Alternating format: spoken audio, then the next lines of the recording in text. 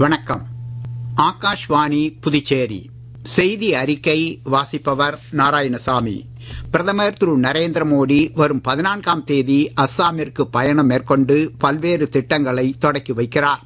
அன்றைய தினம் காலை சௌபா விமானப்படை தளத்திற்கு வந்து சேரும் அவர் அங்கிருந்து மீண்டும் புறப்பட்டு திப்ருகார் மோரான் தேசிய நெடுஞ்சாலை பிரிவில் புதிதாக அமைக்கப்பட்டுள்ள விமானங்களுக்கான சாலைசார் ஓடுதளத்தில் தர இறங்குகிறார்.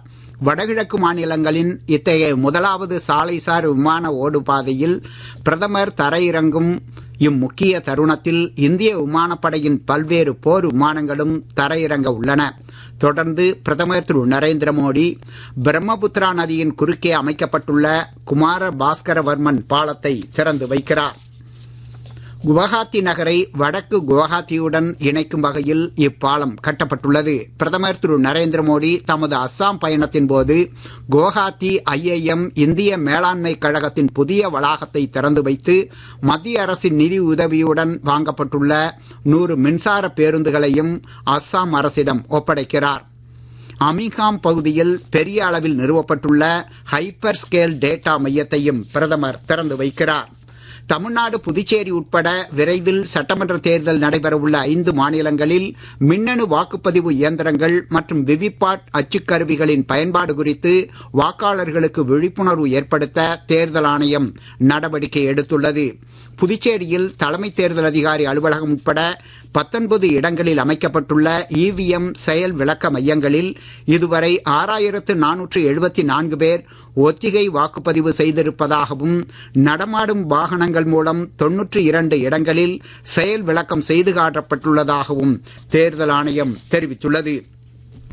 புதுச்சேரியில் 15வது சட்டப்பேரவையின் 6வது கூட்டத்தொடரின் 3ஆம் பகுதி நாளை 12ஆம் தேதி வியாழக்கிழமை காலை 9:30 மணிக்கு சட்டப்பேரவை மண்டபத்தில் கூட்டப்படும் என சட்டப்பேரவை செயலர் திரு தயாளன் செய்திக்குறிப்பு ஒன்றில் தெரிவித்துள்ளார்.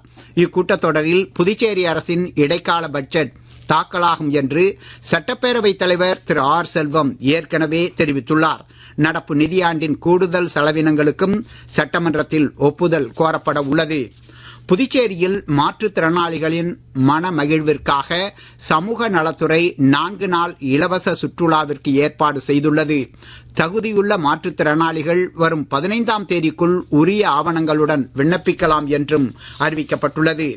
மத்திய உள்துறை அமைச்சர் திரு அமித்ஷா வரும் 14ஆம் தேதி காரைக்காலுக்கு வருகை புரிவதை ஒட்டி சார்பு ஆட்சியர் பூஜா இன்று ஆலோசனைக் கூட்டம் நடத்தினார். பாதுகாப்பு ஏற்பாடுகள், போக்குவரத்து மாற்றம், மருத்துவ வசதிகள் மற்றும் இதர அடிப்படை தேவைகள் குறித்து இதில் விவாதிக்கப்பட்டது.